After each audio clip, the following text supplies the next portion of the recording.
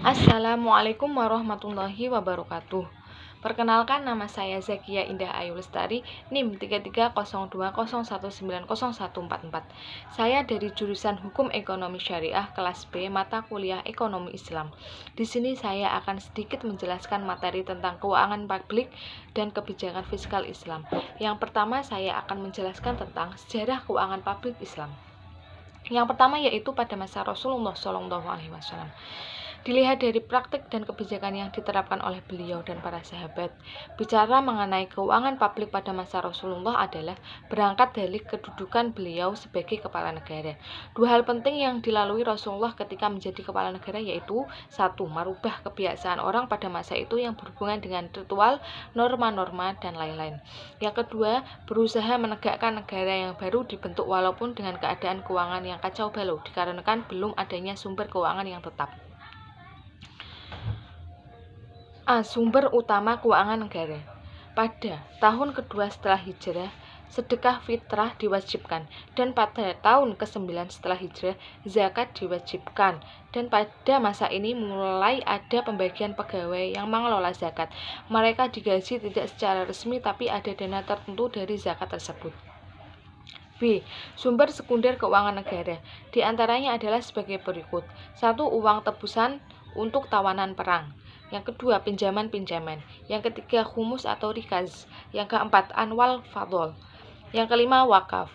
Yang keenam, nawaib. Yang ketujuh, zakat fitrah. Dan yang terakhir, kurban dan kafarat. Yang C. Lembaga keuangan negara Baitul Mal.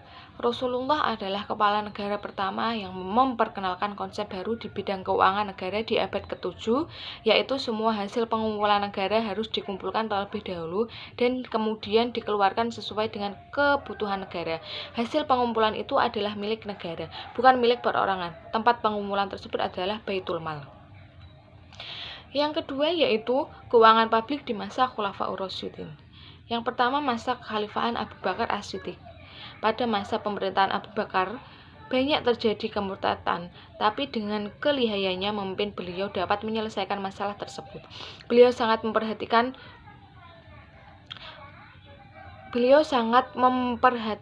keakuratan perhitungan zakat dan pendistribusian zakat tersebut.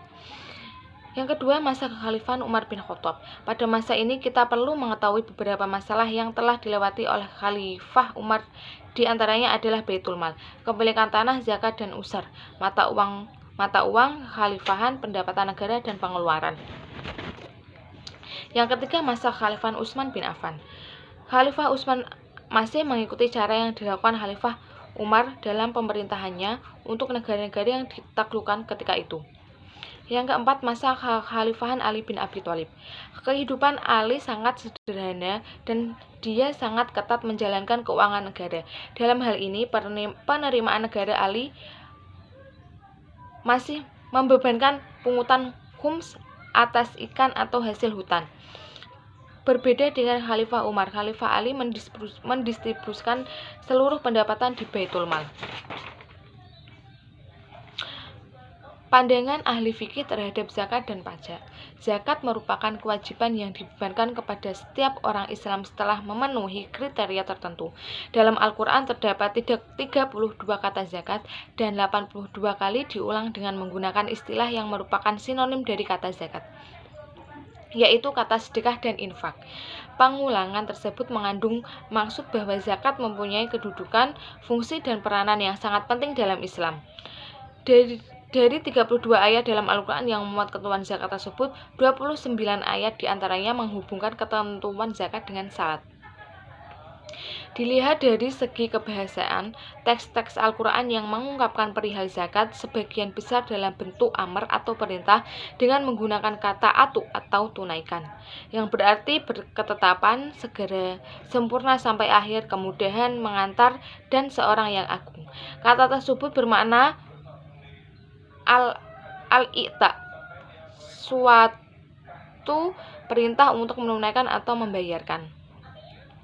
Al-Quran menampilkan kata zakat dalam 4 gaya bahasa atau uslub, yaitu 1.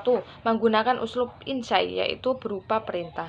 Yang kedua, menggunakan uslub targhib atau motivasi, yaitu suatu dorongan untuk tetap mendirikan salat dan membayarkan zakat yang merupakan ciri orang yang keimanan dan ketakwaannya dianggap benar.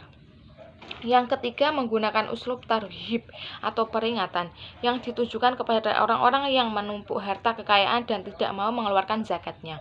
Yang keempat yaitu menggunakan uslub mad atau sanjungan, yaitu pujian Tuhan terhadap orang-orang yang menunaikan zakat.